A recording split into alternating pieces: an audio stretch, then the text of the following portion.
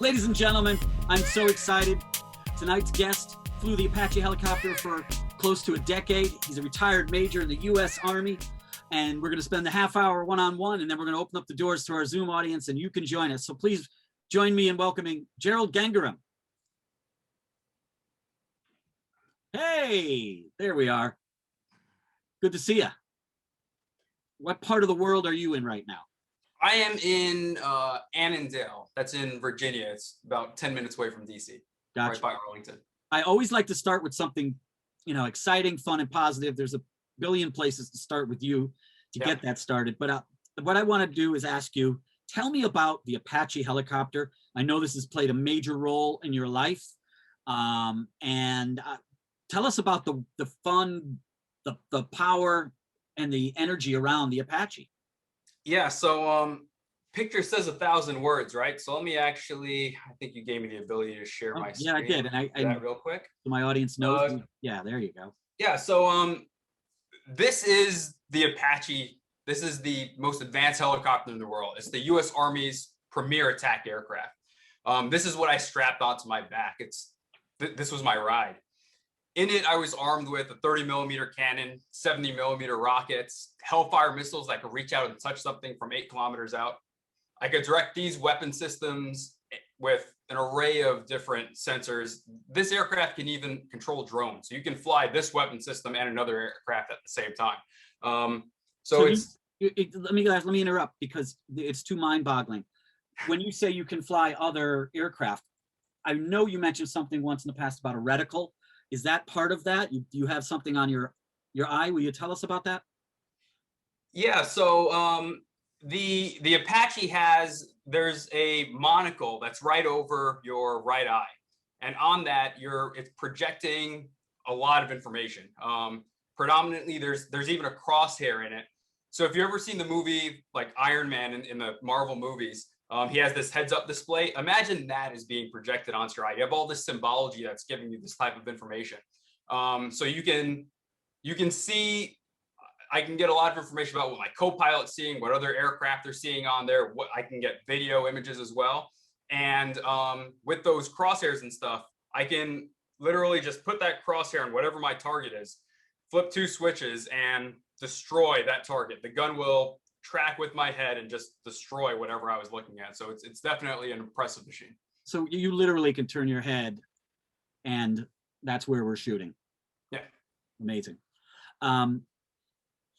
Really, really, really incredible. So did you know that you wanted to be a helicopter pilot when you were a youngster? Did you know you wanted to be in the military?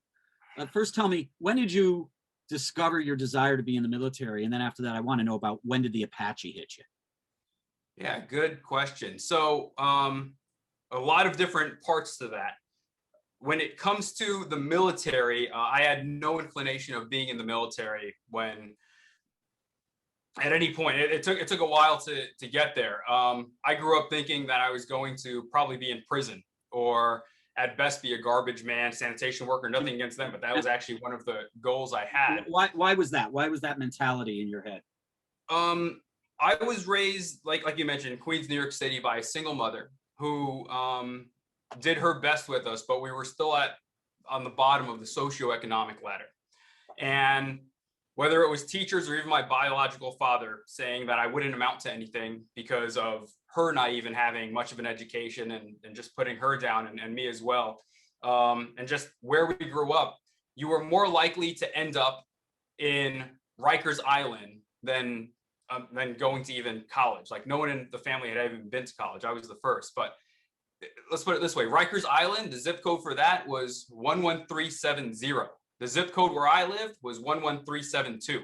So it's 1 digit apart, right? And whether it was even playing a game of tag or doing bad in school, like if you did poorly, it was, oh, you might end up in Rikers, right? So that was constantly a conversation that me and my friends would have growing up. But what kind of got me on the path wasn't any aspirations I had of joining the military. I really didn't know much about the military growing up. But my mom ended up enrolling me in a program that was called JROTC in high school, Junior Reserve Officer Training Corps. So your mom, it's your mom Your mom saw the leadership qualities. Your mom saw the go-getter. Your mom saw the soldier. No, my mom saw cadets in uniform and thought, oh, they look good. I think my kid will look good in Army green uniform. And that's really why she ended up enrolling me. She didn't really see this like big leadership propensity. She didn't even know what the program was to see that that's what it was about. She just thought I might look good in a uniform.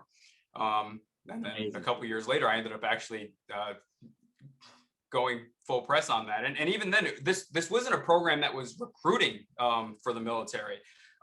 It was around the time where everyone was looking at college for my year group, and I had a mentor.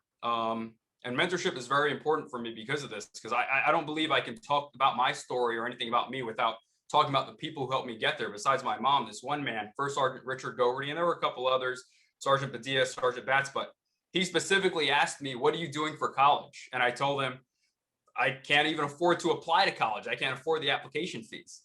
And that's when he told me about one school that had no application fees, and that was West Point. So it was the only school I applied to that year. And that year, because of September 11th, it was the hardest school to get into. And thankfully I got in. And that's what really started me on the path. I had realized through the program that this leadership thing was interesting and I kind of liked it. So when I realized that the military could be a way for me to continue being a leader, that's when it made the decision to go to West Point that much easier. Gotcha. So I'm going to shout out a few people in the chat. You're welcome to shout them out if you recognize any of them. Michael Fletcher's with us. Priscilla Link is with us. Scotty Appleseed. Hey, Scotty. Scotty got a great podcast, which actually you should be a guest on. Hopefully we can arrange that. Andy Coupon's with us. Bob Leone is with us. Tammy T is with us. They're all in the chat. This is exciting. And Scotty said, oh, it was a fashion choice. Your mom made a fashion choice. To a fashion choice, let's see that fashion choice. Possible. This was me in JROTC.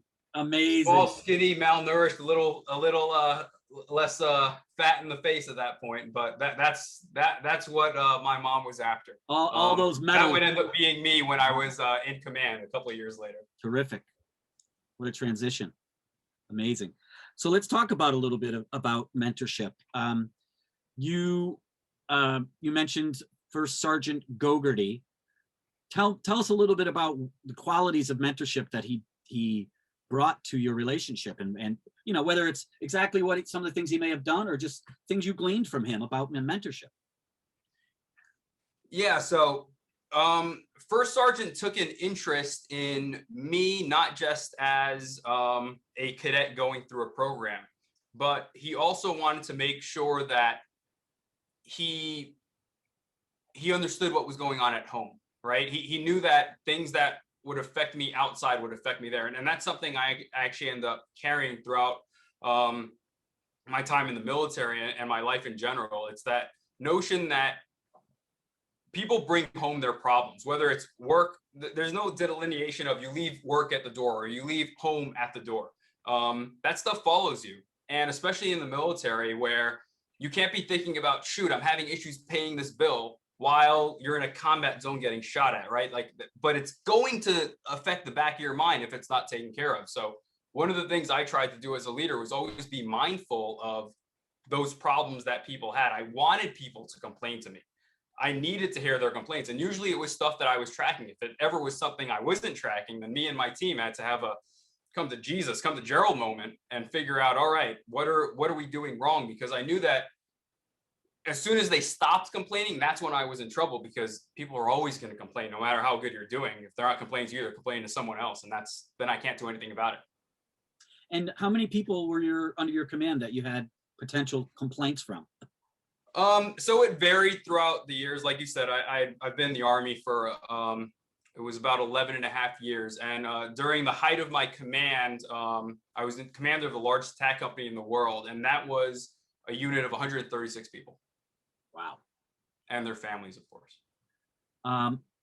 And so leadership has emerged as something that, it's funny because you say, I've heard you say, it's something I'm good at. And so it's interesting that we talk about leadership as a thing to be good at. And you fell upon this leadership through different mentors, and now you're leading yourself as well. I mean, you now have taken on the mantle of showing people the way. Can you tell me a couple of the principles that you feel are important in terms of leadership and when you're developing other leaders? Yes, and I wasn't always good at it. I definitely, I had to grow into it. The leader that I was when I first entered the Army right after flight school as a platoon leader is very different than the person I was as a commander. I continued to grow throughout all of it. And thankfully, I learned enough lessons by the time I took command for that to be very successful. If I was to really just cap it down into three big things for when I was in command, that command philosophy I had, it would be empowering my subordinates, making my specific intent known, and having an open door policy. So that really came down to empowering my leaders, that was taking all of my authority and just shoving it down to my immediate leaders, because I saw these guys as my command team. They were like my cabinet members. And I wanted them to be able to just take my authority and wield it to just cut through all the noise, get the job done without having to ask me a bunch of stuff. I didn't want to be that CEO that was the funnel point that all decisions slowed down through. And then because I was giving them all that power, they had to know my intent. They had to know why.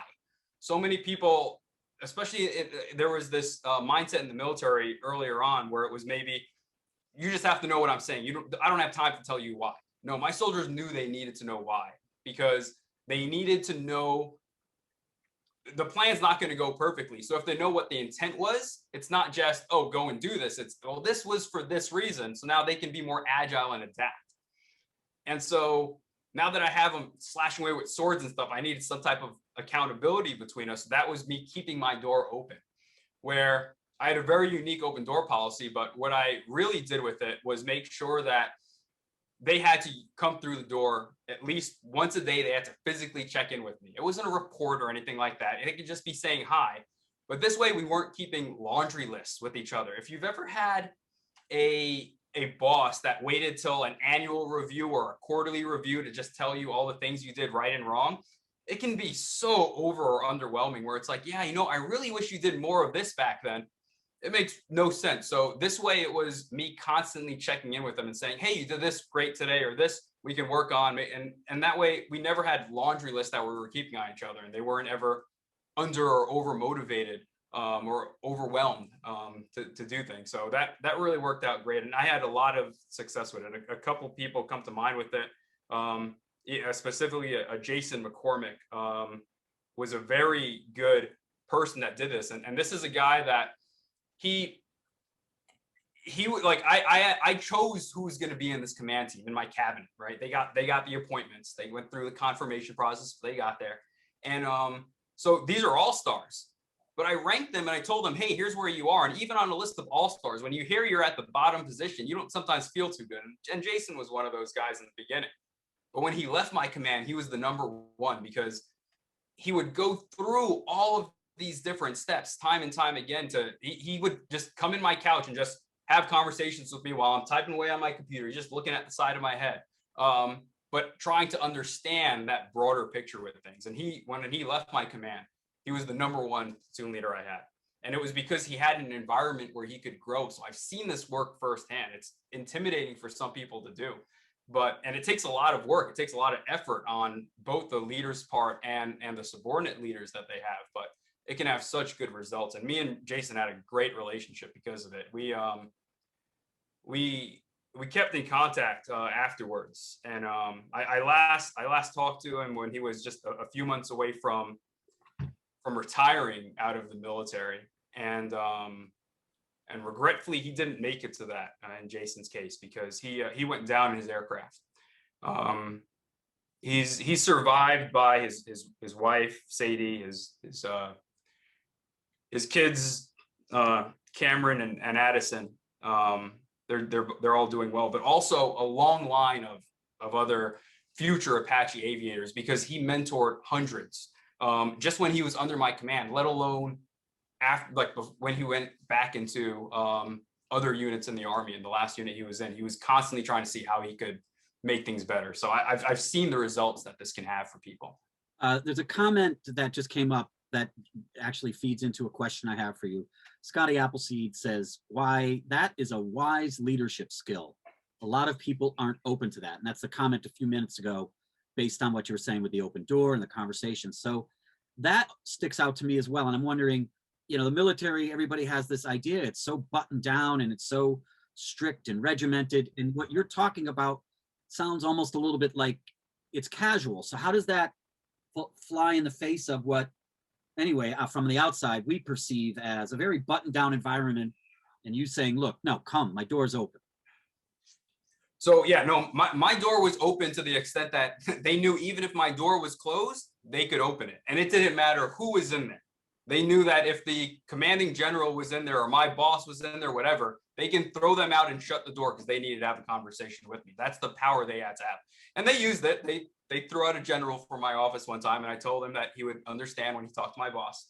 They did it to my boss a lot too, but it had good results. And it really came down to the most important thing that a leader has when they're blessed to be a leader, that time that they have, is to take care of people, as opposed to just being a manager. When a manager gets someone that calls in sick, a good manager is going to make sure that hey, don't worry, you stay home, feel better, and they're going to realign the schedules and make sure that the mission goes on, right?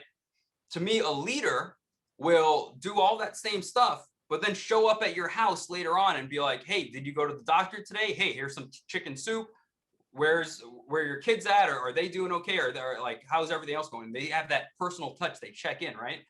I hated whenever I first got to my unit and I started calling up the different wives or husbands, the spouses, and saying, hey, thanks for letting your soldiers stay late. I couldn't even get those words out. The first thing out of their mouth when they saw the number and they picked up is Joe okay? And I hated that.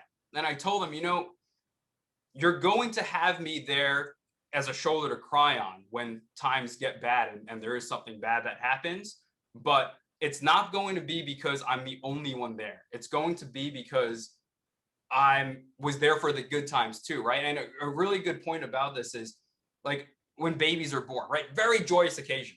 So I made sure that with a large company like that, we had babies born at least once, if not twice a month. It was very, again, there were people were able to stay home for a while, so some things were going on there. But we were able to have it where when I took command, I kind of saw this was becoming a thing. I bought blankets for everyone. I had them embroidered, and then I would rush to the hospital each time. I had a tracker that said when things were going to happen, what hospitals they were going to, and stuff. All right. People at the hospitals knew me, and I would be the first person to visit those babies, right? Because I wanted to share in that moment. And these, like, I can actually have photographs of this all too? out. Tell me you got photographs of this too. I will show you a photo. Here we go. So this is the embroidered blankets I have. My company was the Firebirds, so it's the Firebird hatchlings. And so again, when we would they knew I was taking pictures of the babies and the blankets and the certificates. I would be putting it on Facebook. I would be announcing it at formation that the newest Firebird hatchling is going to be this. I had to have cute names for everything. So we were the Firebirds, they were Firebird hatchlings. That's how it worked. And that's just how it was, because for me, like, it was the families, right? I tried to do so many things with the families so that it wouldn't be awkward for them to tell me what was going on back home. It wasn't like now they're complaining about it, even though that's what it is. It's them just informing me as, yes, their commander. There was always that line that wasn't crossed, but also as someone that cares. Jason one time told me when he did something wrong, because again, even your all-stars are going to do something wrong. But Jason one time told me that he got into trouble over something, and he said, "Sir, can you just yell at me? Like, I just be mad, get it over with." And I told him, "No, you know, that's not me." And he's like, "I know that's not you, because I feel horrible whenever I don't do something right for you, because I don't want to disappoint you, because it's like letting down my dad." Jason was 13 years older than me, and he's saying that to me. It's, again, that's the unique relationship that you can have in that kind of atmosphere when you build a team. It wasn't about just leading. It was about leading a team, building a team. And I was very fortunate to be able to have a climate that I can do that, because my bosses also allowed me to have the freedom to do that. You are blowing up our chat room right now here. So I got to tell you what's going on there. Tracy Evans is in chat. She said, the ridiculous humanity. I love it. And Joe Nelson, a few minutes ago, very well articulated description of facilitated leadership. Well done, Gerald. I totally agree. Nicole Aiken says, so cool. And Scott Patrick Irwin. Hi, Scott. Such a caring show of leadership with the families. Yeah, absolutely. Mary Higgins Matthew, well done, Gerald. Proud to know you. You know, it flies in the face of the old tradition of keeping your personal business to yourself. And you've cracked a certain code here, which is, no, let me know what's going on, so that when or if it approaches interference with our work, you know, I'm informed. I'm not wondering, and I can better lead you. I think it's brilliant. Somebody has a question here out of our chat. This is great. Where is it here? What was your biggest obstacle, if you can speak about it? This is from Priscilla Link. My biggest obstacle. Good question. I know, because you probably have had a few, right? Yeah, in the beginning, it kind of depends on when, right? Like if in the beginning it was me, and just me not understanding what I didn't know as a leader. I fumbled with it, and I didn't realize I'm not trying to be depressing with some of the examples I bring up, but I had a soldier that I lost, a Winston Miroy, and when I escorted his body back to his family, I didn't know why his family had specifically requested me by name to bring him back to them. And when I got a chance to meet them and ask them, they said it was because he always wrote letters back home or called them, combination of both. And he mentioned sometimes about things with me, whether it was teaching him something with leadership or land navigation, stuff that had nothing to do with his job as an aircraft mechanic. He would light up about it, and he would tell them how he really wanted to be like me. And so they told me that because their son wanted to be like me, they wanted to meet me to see how their son could have turned out. And that was taking away what actually happened and the tragedy of that. It was extremely humbling for me to hear that. But I was stumbling onto that as a platoon leader. I didn't completely understand how much my leadership could weigh in on different things when it specifically came to the ripple effects of it. And I've been blessed to sometimes see what those ripple effects are, but a lot of times you don't see the impact you're having on others, and all of those things that really can completely manifest themselves in ways you can't imagine. And sometimes it's years later I find out, and I'm always thankful for that. And it reminds me that there's so much more maybe that I hadn't seen.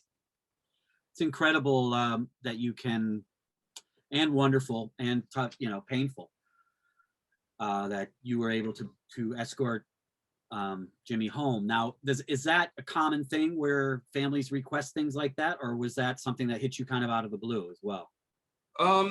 Not to my knowledge. It's not something that's common that they have a specific person they want to request. Usually the commander decides who that is, and I was the commander at the time, but I don't think that my commander even would have had me. I would have recommended someone else that I would have thought he was closer to, one of the other enlisted personnel that was with him.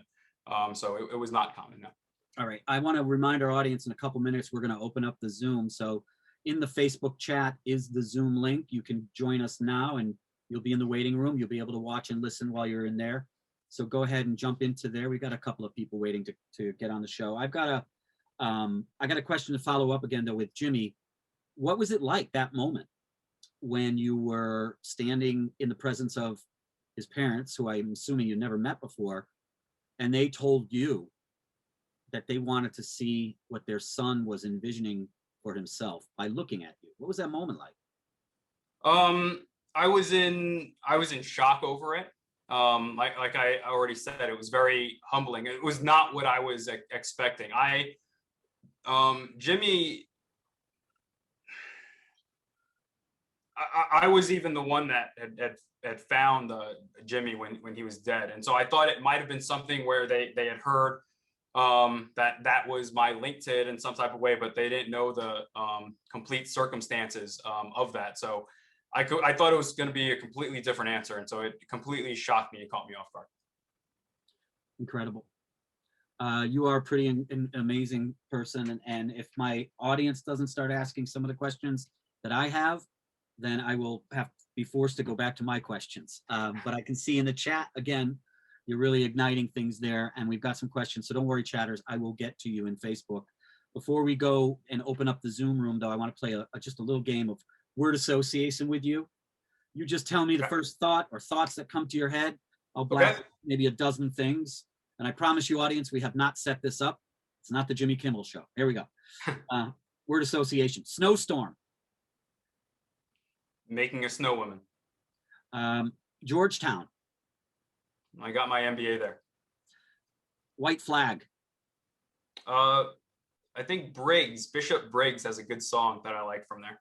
That has that line in it. The Taliban. The enemy. Puppies. I have a puppy, a golden retriever named Echo. Great. The Apache. An amazing machine. They one of the jokes about the Apache is that you'll always know an Apache pilot because they're going to tell you they're an Apache pilot. I kind of think that went over well tonight. But also they make them that beautiful because they're the last thing that some people see. That's incredible. I'm going to just leave it at that. That's great because we got a growing audience, and I'm going to, let's see. I'll open up the Zoom room. I'll bring everybody on in, and but I do have some chat people that I want to make sure. So let's go. Let's allow the participants to, let's see. Allow them to start their video. Allow them to unmute themselves, and come on in, folks. Yeah, that's it. They're coming in now. I love it. We've got a great audience. There's a few names I recognize, and I already can see that people are respectful. Like even if they're unmuted, their dog's not barking and the TV's not on. Welcome. All right, Nina, good to see you. Donald Cathicato. Micah, I served with Micah. Micah Howell, how you doing, bro? Hi, Micah. He's connecting his audio. Mark. Oh, of course I say hi to Micah when he's not connected yet. That's great. Goldie Gorilla is a New York icon, and Mark Schumann I served 4 years of high school with.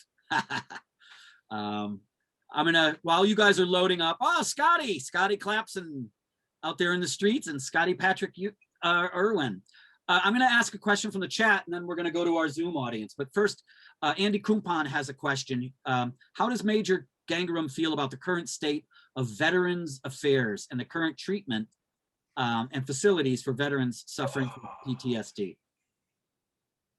You had to ask that question. Yeah. I guess it's not an emotional question, right? All right, so I was medically retired from the military. I suffered a traumatic brain injury, and I was medically retired because at the time I was having very debilitating headaches, and I was not able to continue serving in the capacity that I was. So I had actually transitioned from being a Apache pilot to, I got selected to be an Army strategist. And that got derailed when I had that injury happen, that accident occurred. And so I was, as part of being medically retired, I had to go through the VA for a lot of different care stuff. And I ran into a tremendous amount of issues. Everything from, it took me years to get appointments in some cases, to not being able to take my same prescription medications that I was on when I was in the military versus transitioning out. You name the issue and I probably have had it, minus anything with prosthetics because I don't have a prosthetic. But on the rest of it, when it came to like 2 years for a dental appointment, being told to wait 6 hours for them to order a blood test while just waiting in a lobby area. It baffles me sometimes with how that is. And you have a lot of good people working there, I feel, and sometimes you don't have the right people at the top that understand what the actual issues are, I feel. And I'm hoping that is something that can be, I know it can be resolved. You just have to get the right people in there. Thank you. Thanks for the question, Andy. Let's go right into our Zoom area here. Oh, Nina shot her hand up right away. Nina Dicker, good to see you, Nina. Go ahead, give us your question. Hey, Nina. Hi, hello again. So during Hurricane Sandy, my power was out for about 3 weeks. And the National Guard came and delivered some delicious MREs to our house. And so I was wondering what your favorite and least favorite MRE is or was. Can you guys share with us what MRE stands for? So a MRE stands for meal ready to eat. These are military rations. I had more of them while I was going through, obviously, West Point than probably afterwards in flight training. So it's been a very long time. And the menus changed some. I also did some mentorship at some summer camps, and with my JROTC program afterwards, I would go there for like a week or so, and they would get exposed to those as well. Least favorite were, or probably on the more favorite sides, vegetarian options probably weren't that bad, I found out, and I ended up probably siding with those generally more. There was this one type of pound cake that I didn't like. So it was like a specific, like there's one pound cake that was good and another pound cake that wasn't that good and really just tasted like it was so dry too. That probably was that. Love that. Nina, did you have a favorite? I really liked the sausage and gravy with the biscuits that they gave us. That was like, I mean, like it's already mush. You can't really go wrong. My least favorite was some kind of burrito they gave us. I swear to God, it was dog food. I swear to God. All righty. Thank you. Katha Cato, even though it says Donald. Katha Cato, thanks for being with us. Hi, how are you? Good. Go ahead. So your zip code is well, first of all, thank you for your service. Thank you for being here tonight. Thank you for being vulnerable. Thank you for your leadership. Thank you for the life that you're living and the stories you're sharing. I really appreciate you. But I live in 11372 and as well. And what elementary school did you go to? I went to PS 149. And then Christopher what middle McCullough. school ddid you go to? And what? Middle school. I went to Louis Armstrong Middle School. I think it's IS 227. So right across the street from PS 149 in East Okay, Elmhurst. my daughter taught there. I'm just trying to figure out, how old are you? I am 35. She's about 15 years older than you. No. Well, enough about me. Back to you. Can you look up his school record, Katha? Do you have access to his records? We could get his school records and Oh, I've read up on it already. I downloaded that when I saw the name. Yeah. We're all up in his business for sure. So, your mom took the initiative. She signed you up. You could have easily said no. You could have easily said you were there and not been there. You could have easily been punk and gotten kicked out. Easily. What flipped the switch that said, okay, this is what it's going to be for me. This is where I can be and do. Ma'am, it wasn't easy. I tried 3 times to drop the program. I tried. So I thought that I needed to be in gym because I needed to bulk up and get ready for prison. So I needed to get prison strong before going to prison was my mentality. And so I tried to drop it 3 times, and Sergeant First Class Bats lost my paperwork at different points. At the 3rd time, she was like, if you really want to get out, go to First Sergeant. I was scared of First Sergeant at that time, so I was like, okay, I guess I'm stuck here. And these were individuals that, for me, you're really good at something when someone else tells you you're good at it. And these were the first people telling me that I had some type of knack for doing things in a leadership realm. And they trusted me to do that, where it wasn't trying to do it like with a gang initiation or something like that. This was just straight up them seeing in me what I hadn't seen. And you're not going to be really good at something, I feel, until not only you have people telling you it, but you believe it yourself. Until you embrace that part of your story and accept that this is what you can do, then and I was really thankful that they kept me in there. I think you should have told that story while you showed that picture of him when he was like, I think maybe 10 in a uniform. Because it's hard for me to see a kid that looks that sweet and that beautiful and that wonderful think that he's going to prison, and as it's just something so hard for me to imagine. So I appreciate you hanging in there. Oh my God. Look at that face. That was my Come on senior now. year, so I look like a general in there but JROTC, that's all the stuff I had on with different academic awards and stuff like All that. those so awards. much stuff. Very, very different than how I look when I'm in the military. That's a picture when I was in command maybe 3 years before I left the military or so. Amazing. Thank you, Katha. Great questions. Thank you. I'm going to ask, oh, he disappeared. So a couple people have chatted questions in. Micah, did you want to unmute and ask your question? Yeah, there you are. Sure. Can you hear me good? Sure can. I already gave you a shout out, bro, before you got in here. I was saying that you served with me. This is another cold-blooded Apache guy. Oh, cool. So we served together while I was a platoon leader, a personnel officer, and an executive officer. He had a hell of a time getting on the deployment. I remember in the beginning, we had some medical emergencies, but definitely an awesome guy. Yes, nearly had a PJ take out my appendix on a C-17, but that's not why I'm here. So in the chat window there, I kind of prefaced the question a little bit. I recently read a paper from a colonel attending the War College where he says mentorship has no place in the military. I disagree. And he cited that the mentorship process seems a bit either prejudicial or favoritism. The mentor shows favoritism towards those seeking mentorship. And I just wanted to know what you think about that. So I haven't read the article. I don't know the colonel, but without doing any of that, I think he's wrong. I believe that it is a leader's duty to raise someone up to the standard you want them to be at. If they're not getting to that standard, even if it was me training someone to be an Apache pilot or me training them to be a leader, if I couldn't get them to my level that I wanted by a certain time, I actually saw it as a failure on me, right? And when you own it that way, mentorship isn't optional. It's your duty to mentor and bring these people up. Yes, you do need, the very essence of mentorship is that you need someone to choose mentors, and those people that choose you to be your mentors, yes, that's going to be an even better relationship. I completely agree. And sponsorship is where that person in power looks out for them.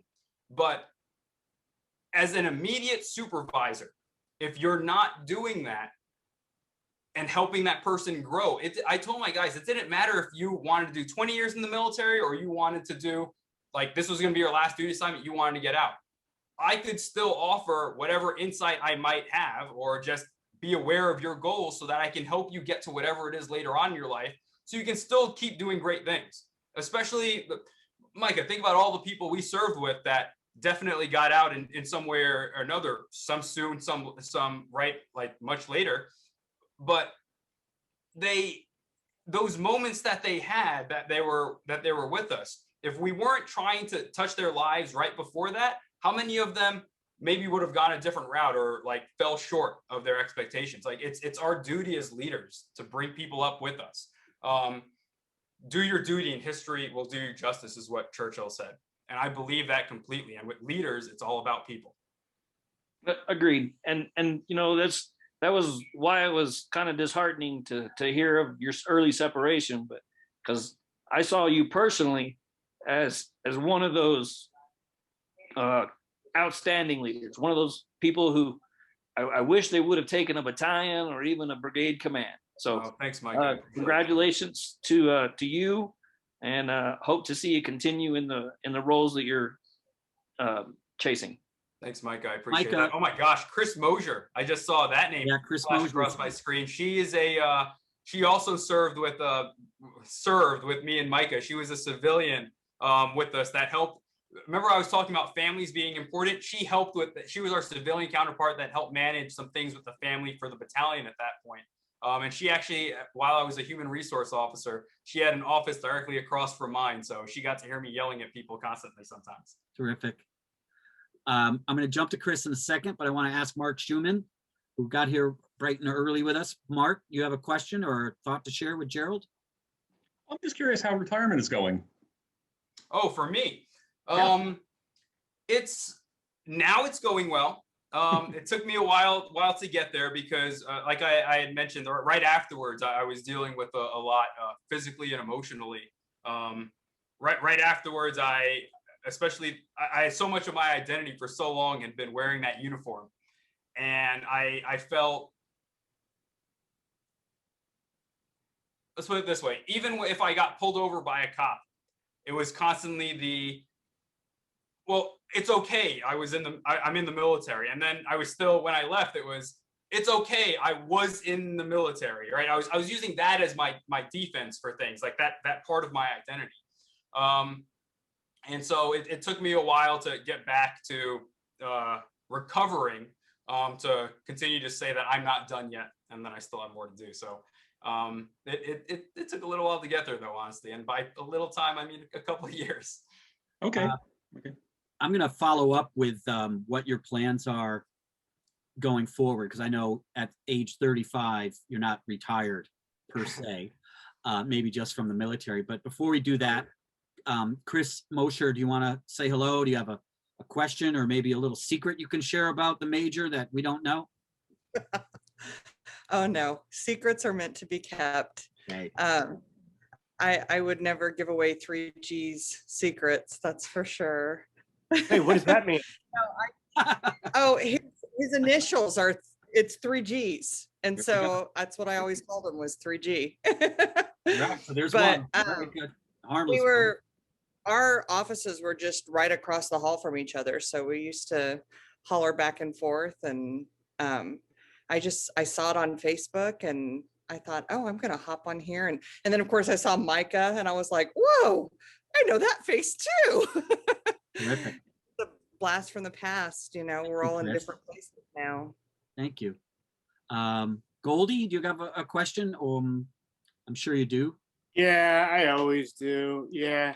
I mean, I'm going to start out with, thank you for your service. But, every time I hear that phrase, and we're going to hear it all night, I'm sure, I always question, like, what service are we talking about? Like, what? I really don't understand, like, what was it? All right, I'm a pacifist. I live in a pacifist neighborhood. Robert lives right down the block from me. But like, what was the mission in Afghanistan? How do you feel about the overarching mission? What did the U.S. accomplish in Afghanistan? Thank you for your service, but what was the actual service? Like, what happened?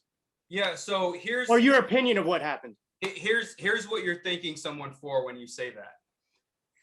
This is going to be a slightly longer answer, so I'll apologize in advance for that. I want to be kind of thorough with that and give an example of this.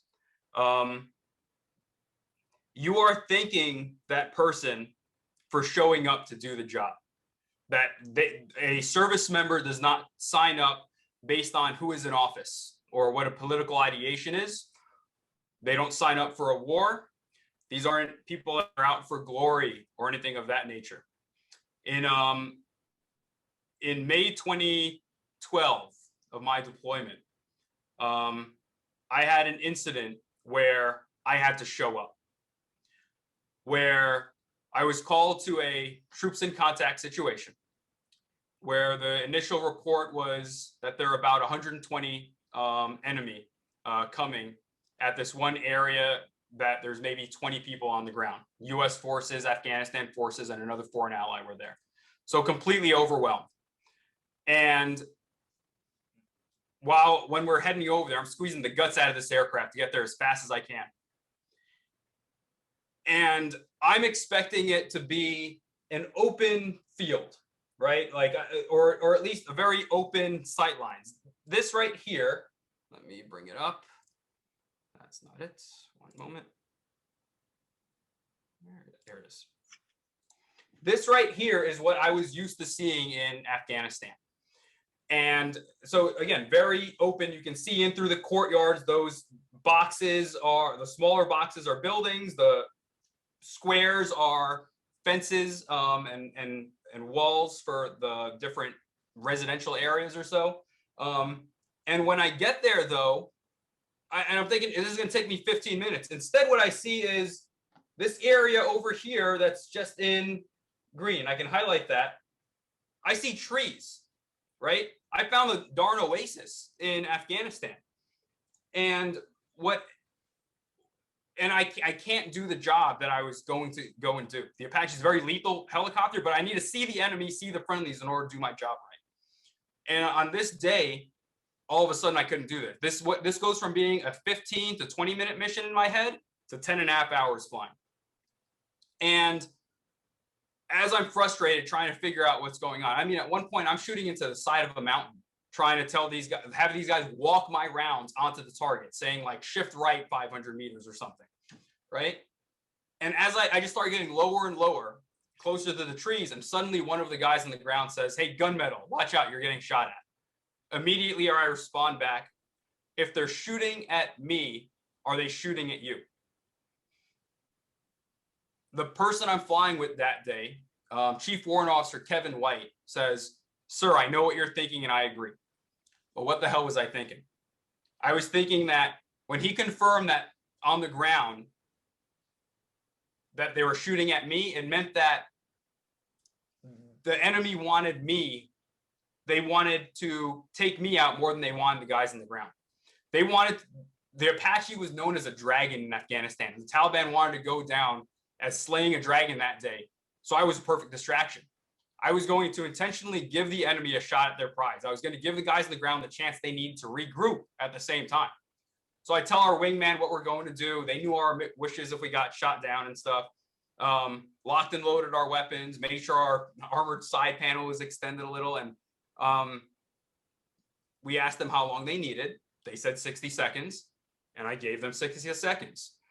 I went right over to where they were when they last said that we were getting shot at. I asked them, "Hey, are they shooting at me?" "Yeah, they're shooting at me, at you." And I said, "Go, you got your 60 seconds. And it felt like a long 60 seconds for me and Kevin. But it worked. The guys on the ground were able to get back together from a point where they were shooting at each other in this complete fog of war. It was chaos on the ground. Every time they tuned up the radio, you heard shots getting fired. You could hear the gunfire in the background. And they were able to regroup. It worked so well, we had the crazy idea to do it twice. But this wasn't because me or Kevin had a death wish or we were soldiers for glory or anything, right? Kevin is married with 4 kids. His twins were born 2 months before we deployed. And so he's not reckless with his life. He has a family, but he also had a family on the ground at that time. So he was showing up for them. He was making sure that it wasn't about just being the tip of the spear of this hero complex. It was about showing up. And that's what you're thanking those people for doing. They don't have a choice in the matter of the war they fight or who they serve under. But you're thanking them for still going through that and showing up, because we didn't know those people on the ground. Those weren't my men, and I was under their command and stuff. We had never met them. But we were still going to be there for each other in the fight that we were directed to go to. All right. Well, thank you for your service. That's an incredible story. Great question, Goldie. Great question. I have a question. Yeah, I just want to add one thing that, during these like crazy pandemic times, like it seems like the frontliners shifted to like, I was running around thanking like FedEx drivers and UPS drivers and anyone with, scrubs on. It seems like there's a lot more soldiers domestically now that fighting this pandemic war. But yeah, thank you for your service and thank you for your answer, and thank you for risking your life for other men. That's fantastic. Men and women. Yes. Amazing. Thank you, Gerald. Thanks, Goalie. Scott Patrick Irwin, you've been sitting with us for a minute. I'd love to hear your question, and then I'm going to go into the chat because that's been loaded up. I don't know. My brother Jimmy Galinsky is sitting here with us now too. Maybe he's got a question as well. Hi, Jim. Go ahead, Scott. Okay. Hi, Gerald. Thank you for joining us. And again, thank you for your service. I, as someone who's never served, I appreciate it. And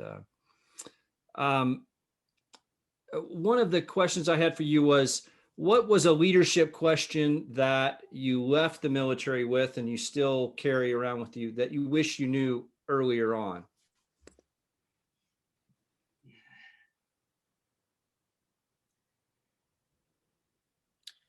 So we get inundated with so much. There's so much stuff competing for our attention. Like you're constantly, especially now, you're going to meetings, phone calls, all of this stuff. And especially as a leader, you start when time gets to be that real crunch, and in these time management nightmares, you start serving fires. It gets real easy to serve fires. And that's not what a servant leader does. A servant leader is someone that is there to not elevate themselves, but the group. And they're willing to sacrifice to that. When you're serving fires, you're thinking about sometimes the people that are causing trouble. You're not thinking about the people that are really the backbone, that are really helping you out, which is the majority of your unit. And so one thing that took me a little while to figure out was, I actually made this a policy for myself to keep balance. For every disciplinary action I had to take with something, or negative action I had to take, in whatever light that means, I would try and do 3 positive actions. Whether it was deployed, writing a letter to one of the moms back home to be like, hey, thank you for being such a support to these guys. Or making that phone call for like the guy that's staying late to thank his spouse or something, or giving someone a medal for something they did, right? Recognizing those good things, I had to try and make sure I did that even more, so I wouldn't serve fires, but serve the men and women that were under me. Very good. Thank you. Thank you. I've got a question from the chat that I'd like to ask, and actually give you a few comments that are happening in the chat. Before I do that, Jolene Sloter, welcome. Nice to see you. And I could tell by Gerald's grin, you guys know each other. If you want to unmute yourself, Jolene, and say hello, please do. Hey, Gerald. How's it going? Glad that you could make it. Yeah. I got on a little late, but happy to see you. And I see Fatima is here as well. This is, we're part of a local group that Gerald is a member of. And my question, Gerald, is how are you using your leadership skills now? I mean, I know some of the answer, but I'd like to hear more. Yeah, I never stopped being that guy in the cockpit.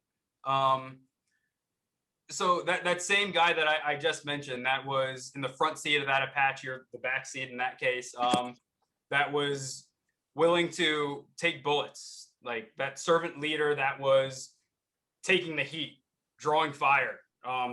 Like that's what I keep trying to use my leadership experience to do, is to draw fire, to let other people do the job they need to on the ground. And that is not just in whatever professional kind of way that I can do, but just in my personal life. If I have friends like Fatima, or just you name them, I want to try and I can make this a little easier for you.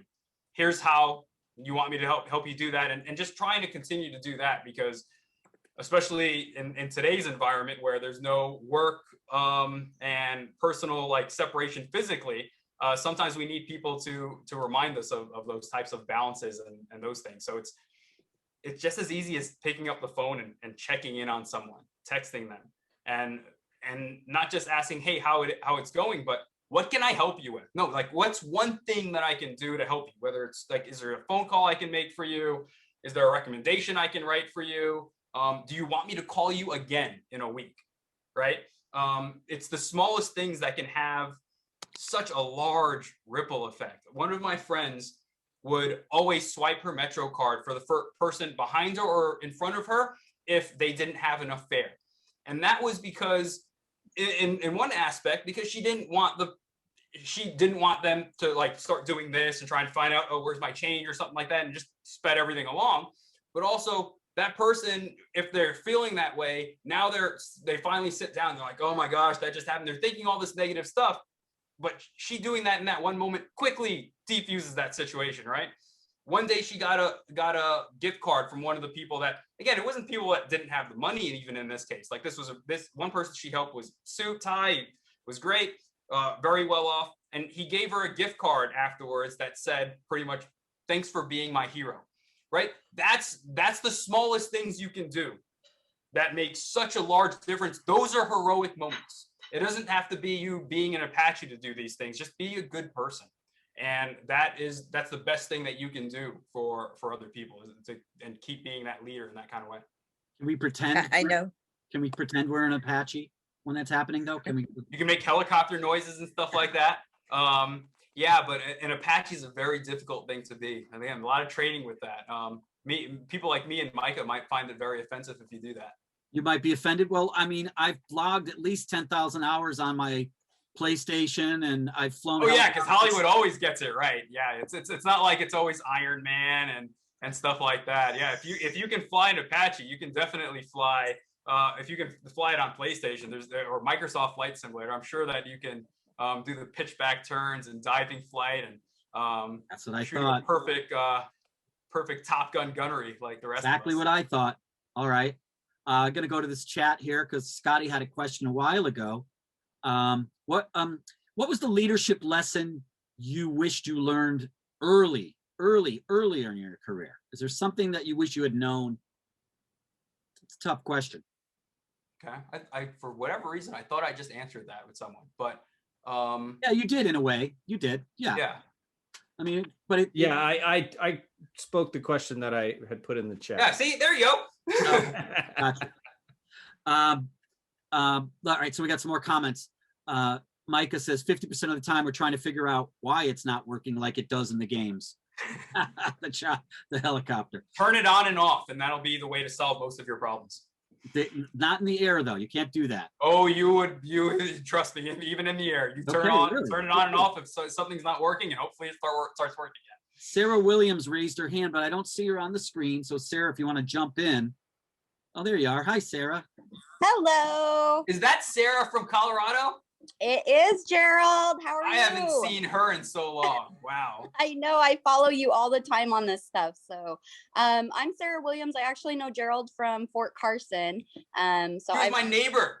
I was your neighbor, Swiffer. We miss him. So, I just want to tell you thank you for your service. You know that we always appreciate military people, being your neighbor, and just, we had a great time. But, my biggest question is for PTSD. I know that you went through your own situation with that. You know that, we have a lot of family members, a lot of friends that serve and are out now and are still fighting their own battles, mentally, emotionally, all that kind of stuff. So I guess what do you encourage us to do to stay on top of that, to make sure that we're not overstepping boundaries, but also very aware of the battles that they're fighting individually?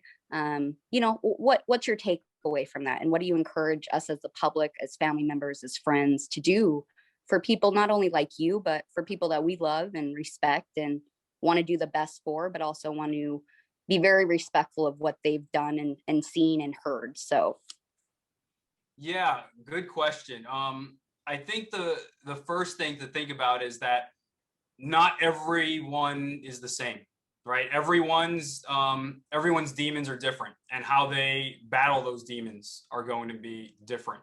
What they need is going to be different. So what worked for the first person that you might have encountered will not work for the second. And sometimes it will, sometimes it won't. Yeah, there are best practices, but everyone deals with it in their own space and time because their experiences with those kinds of things are different. I think the main thing would be don't give up on them.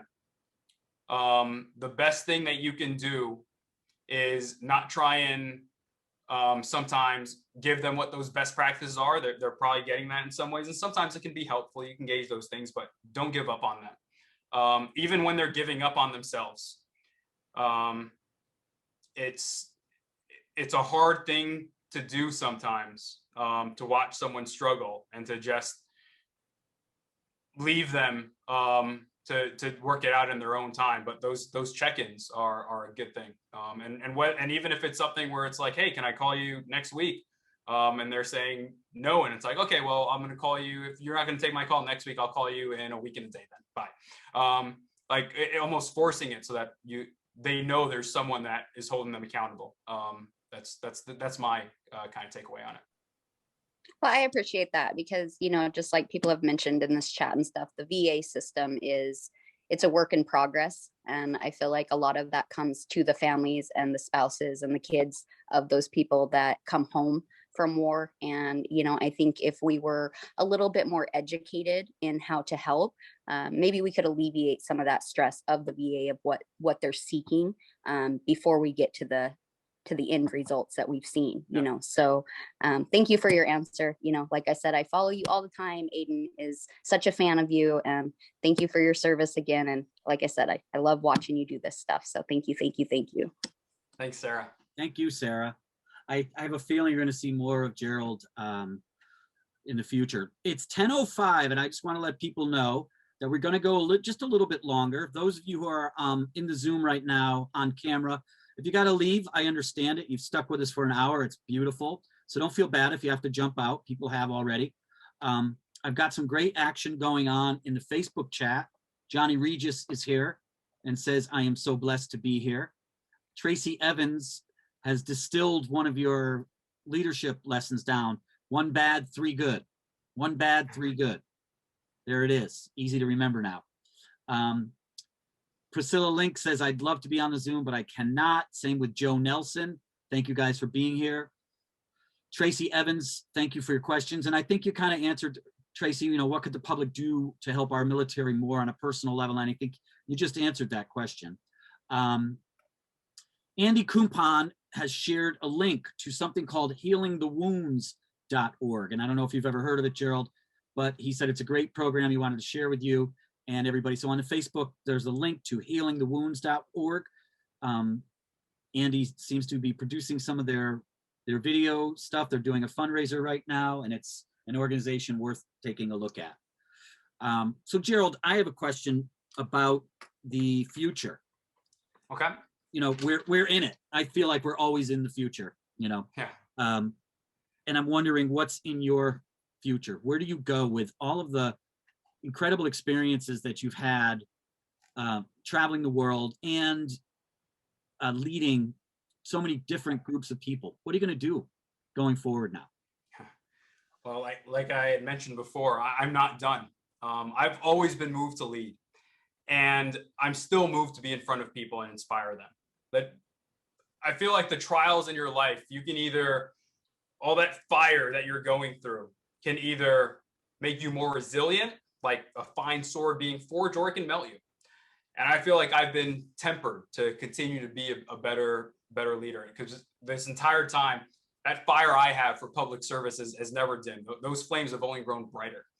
I still want to be that servant leader. Right now, I'm doing things like, what I'm doing right now. I'm excited about this. I get to Zoom around the world sharing leadership lessons. And I do that because I believe we all deserve better leaders. I get to communicate that there are extraordinary people around you every day that you're probably not even realizing. Like a lot of people on this call. That just, if you think about even the questions you're asking and the things that are in your mind, right? Like those are really just extraordinary thoughts on their own, let alone what you've done with your life. And that in itself can better us. And for me, I don't imagine a higher calling than continuing to be a servant leader. And for me, now that I can't do that in the military anymore, it's continuing to do that at the highest levels of government, right? Where I want my sole responsibility to continue to be to safeguard all American interests. Whether that's even in a public office where I can represent the good nature of American people and not be another out of touch bureaucrat. I just want to make sure that I would like to inspire a future administration where officials don't only think about their next term, but they use that gifted time doing the people's business. Again, you're blessed with any time that you're a leader, whether you're appointed as a leader whether you're chosen to be a leader, however you got there, whatever accident got you into that position, do something with it. Just cherish that moment. And that's kind of what I'm looking for on the horizons right now. Awesome. I want to share with you the little bit I know about a few of the people that are on this call that show leadership. Scott Patrick Irwin is changing the trajectory of his life now and is taking on more work as an actor and pursuing his creative and also mentoring others in another group that I'm involved in as well. Mark Schumann in Ohio. Mark and I went to high school together, but we haven't really been in touch much except in the past 5 years. And Mark is really involved in what's going on with community activism and politics in Ohio, which is great. Goldie Gorilla, as we had spoken earlier, has been part of the Occupy movements and in our neighborhood too, just making sure that people are safe and have food. And when the elevators go out during storms, he's one of the first guys to organize our neighbors to bring cases of food to people. It's Awesome. a wonderful thing. And Katha up there under the name Donald Cato, Katha Cato, has been a leader and a mentor in my life. But speaking of mentors, Gerald, in my life for the past X amount of years, we'll say X amount, ma'am. And she runs the Queens World Film Festival. She ran programs at the Henry Street Settlement, which is in the Lower East Side, working with kids who don't have an opportunity to that some of the other kids have. She spent her entire life dedicated to bringing art to young people so they can expand themselves and see the world differently. So you've got an incredible group of people. I can't speak to Micah and Chris. Scotty William Clapson, he's out in LA. He's battling the zombie apocalypse with COVID there.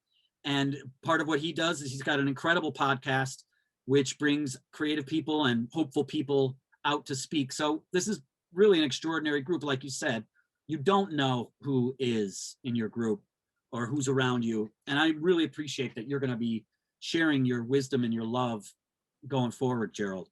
I have one really, really important question that I ask all of my guests toward the end of the show.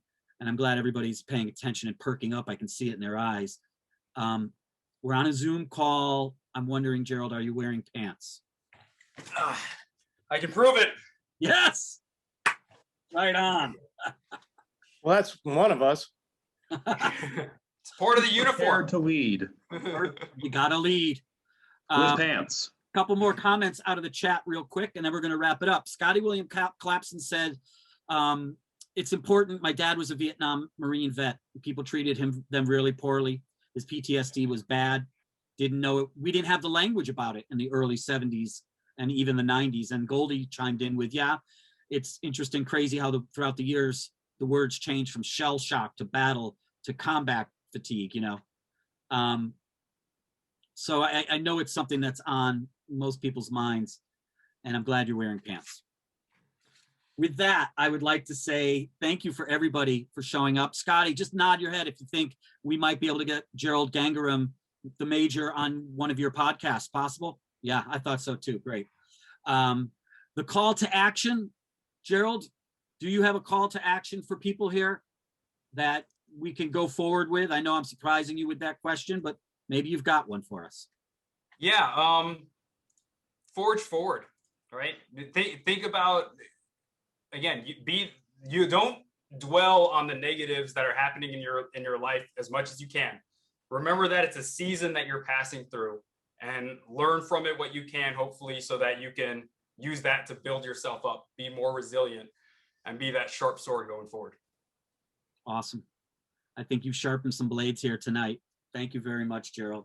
You've got some virtual applause from Andy Coupon for wearing your pants out in the chat there. Tracy Evans says thank you. Wendy Fount says thank you. Johnny Regis as well. You hit a home run. So thank you, everybody, for being here on 9 p.m. with Galinsky. And Gerald, again, thanks for your service and thanks for your continuing to serve. Appreciate it. Thanks for having me, Rob. I appreciate it. Thank you all for coming. Bye, everybody. Take care. Thank you.